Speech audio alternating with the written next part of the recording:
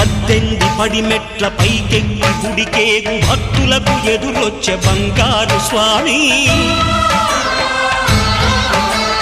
ఇరుముడులు స్పృశించి శుభమనుచు దీవించి జన బృందముల చేరే జగమేలు స్వామి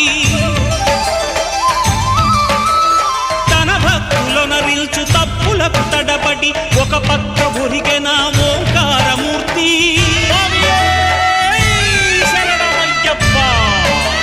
స్వాములందరూ తనకు సాయము కాగా ధీమంతుడై లేచే ఆ కన్య స్వామి పట్టబంధము వీడి భక్తతతికై